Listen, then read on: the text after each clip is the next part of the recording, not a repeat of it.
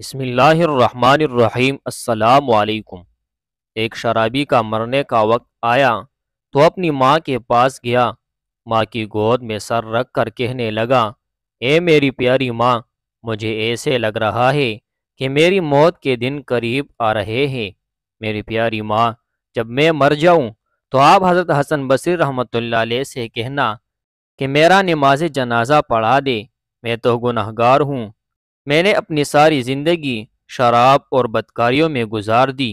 اب مجھے ڈر لگتا ہے کہ اللہ تعالیٰ میری بخشش نہیں فرمائے گا، کیونکہ میں نے تو کبھی بھی اللہ کی رضا کے لیے کوئی اچھا کام ہی نہیں کیا۔ حضرت حسن بصری رحمۃ اللہ علیہ ایک جلیل القدر تابعی بزرگ ہے۔ ایک روایت کے مطابق آپ کو 130 صحابہ کرام رضی اللہ عنہم سے ملاقات کا شرف حاصل ہے۔ ان میں سے 70 بدری یعنی غزوہ بدر میں شرکت کرنے والے صحابہ کرام علیہ رضوان بھی شامل ہے۔ ناظرین گرامی، ماں تو ماں ہوتی ہے، اب وہ چاہے ایک شرابی ہی کی کیوں نہ ہو۔ بستر مرگ پر پڑے بیٹے کی آخری خواہش سنی تو ماں فوراً حضرت حسن بصری رحمۃ اللہ علیہ کے پاس گئی اور کہنے لگی، بے شک میرا بیٹا بہت گناہ گار ہے، اس نے ساری زندگی شراب پی کر گزار دی ہے۔ اب اس کو ایسے لگتا ہے کہ اللہ تعالیٰ جلد ہی اس کو اس دنیا سے اٹھا لے گا۔ اس کی خواہش ہے کہ میرا جنازہ حضرت حسن بصری رحمۃ اللہ علیہ پڑھائے۔ جب ماں نے اپنی ساری بات کہہ لی تو حضرت حسن بصری نے فرمایا، اے بیوی، میں تیرے بیٹے کا جنازہ نہیں پڑھاؤں گا، کیونکہ وہ تو ایک شرابی ہے، اس نے ساری زندگی کوئی بھی نیک کام نہیں کیا، اس نے تو مسجد میں جا کر بھی نہیں دیکھا ہوگا، میں اس کا جنازہ نہیں پڑھا سکتا۔ جب ماں نے حضرت حسن بصری رحمۃ اللہ علیہ کی زبان سے یہ الفاظ سنے تو روتے ہوئے اپنے بیٹے کے پاس آئی، اپنے بیٹے کا سر گود میں رکھ کر کہنے لگی، اے میرے بیٹے، اگر تم نے اپنی پوری زندگی میری ایک بات بھی مان لی ہوتی تو آج تیرا جنازہ پڑھانے سے حسن انکار نہ کرتے۔ انہوں نے کہا کہ تیرے بیٹے نے ساری زندگی اللہ تعالیٰ کی نافرمانی میں گزار دی ہے، اس نے اپنی زندگی میں ایک سجدہ بھی رب کائنات کو نہیں کیا۔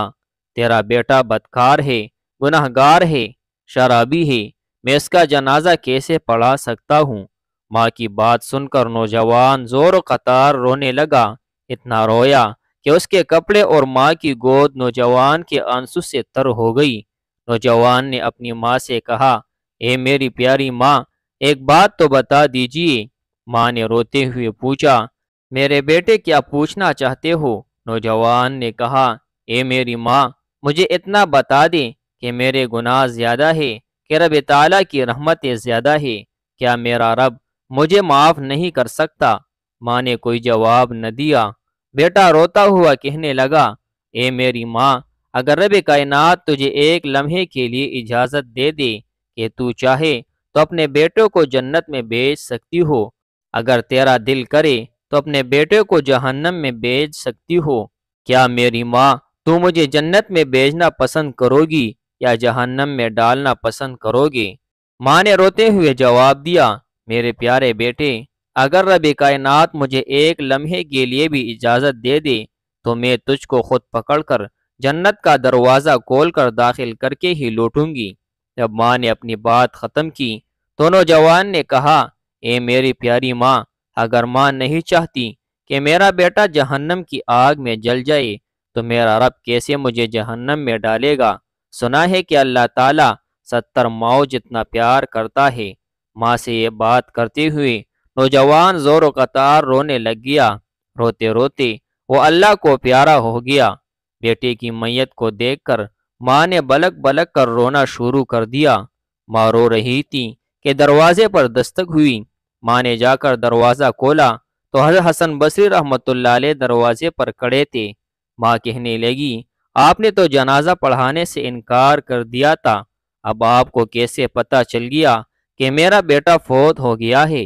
حضرت حسن بصری کہنے لگے، ماں جی، جب تم میرے پاس آئی تھی تو میں سونے کی تیاری کر رہا تھا، جب تم واپس آ گئی تھی تو میں سو گیا۔ میں نے خواب میں کسی کی آواز سنی، وہ کہہ رہا تھا، اے حسن بصری، تو سو رہا ہے، تو میرے یار کا جنازہ کون پڑھائے گا؟ اے حسن بصری، تو آرام کر رہا ہے، ادھر میرا پیارا مر گیا ہے، اٹھ جا کر اس کا جنازہ پڑھا کر آ۔ پیارے دوستو، دیکھو اللہ تعالیٰ کی ذات کتنی رحیم و کریم ہے کہ اللہ تعالیٰ کے ڈر سے ادھر دو آنسو بہے اور ادھر اللہ تعالیٰ نے اس نوجوان کے سارے گناہوں کو معاف فرما دیا۔ حضرت ابو ہریرہ رضی اللہ تعالیٰ عنہ سے روایت ہے کہ حضور نبی اکرم صلی اللہ علیہ وسلم نے فرمایا، جب اللہ تعالیٰ نے مخلوق کو پیدا کیا تو اس نے اپنی کتاب میں لکھا، اور وہ اپنی ذات کے متعلق لکھتا ہے جو اس کے پاس عرش پر رکھی ہوئی ہے، کہ میرے غضب پر میری رحمت غالب ہے۔ حضرت ابو ہریرہ رضی اللہ تعالیٰ عنہ روایت کرتے ہیں کہ میں نے سنا کہ حضور نبی اکرم صلی اللہ علیہ وسلم نے فرمایا، ایک آدمی نے گناہ کیا۔ راوی نے کبھی یہ الفاظ کہے کہ ایک شخص سے گناہ سرزد ہوا تو وہ عرض گزار ہوا، اے میرے رب، میں گناہ کر بیٹا۔ کبھی یہ الفاظ کہے کہ مجھ سے گناہ ہو گیا، پس تو مجھے بخش دے۔ چنانچہ اس کے رب نے فرمایا، میرا بندہ جانتا ہے کہ اس کا رب ہے جو گناہوں کو معاف کرتا اور ان کے باعث مواخذہ کرتا ہے، لہٰذا میں نے اپنے بندے کو بخش دیا۔ اس کے بعد جب اللہ تعالیٰ نے چاہا وہ گناہ سے باز رہا، پھر اس نے گناہ کیا یا اس سے گناہ سرزد ہو گیا تو اس نے عرض کیا، اے میرے رب، میں گناہ کر بیٹا یا مجھ سے گناہ ہو گیا، پس مجھے بخش دے۔ اللہ تعالیٰ فرماتا ہے کہ میرا بندہ جانتا ہے کہ اس کا رب ہے جو گناہ معاف کرتا اور اس کے باعث مواخذہ کرتا ہے، پس میں نے اپنے بندے کو پھر بخش دیا۔ پھر وہ ٹھہر رہا جب تک اللہ تعالیٰ نے چاہا، پھر اس نے گناہ کیا اور کبھی یہ کہا کہ مجھ سے گناہ ہو گیا۔ راوی کا بیان ہے کہ وہ پھر عرض گزار ہوا، اے رب، مجھ سے گناہ ہو گیا یا میں پھر گناہ کر بیٹا، بس تو مجھے بخش دے۔ چنانچہ اللہ تعالیٰ نے فرمایا کہ میرا بندہ جانتا ہے کہ اس کا رب ہے جو گناہ معاف کرتا اور ان کے سبب پکڑتا ہے، لہٰذا میں نے اپنے بندے کو تیسری دفعہ بھی بخش دیا، بس اللہ جو چاہے کرے۔ اللہ اکبر۔ اللہ کریم ہمیں اپنے رحم و کرم سے معاف فرمائے، بے شک ہم گناہ گار اور سیاہ کار ہے۔ اے میرے مولا، تو ہی رحیم و کریم ہے، ہمیں بروز قیامت اپنی رحمت کے سائے میں رکھنا اور ہم سے سخت حساب نہ لینا، بے شک ہم اس کے قابل نہیں کہ اپنے اعمال کا حساب دے سکیں۔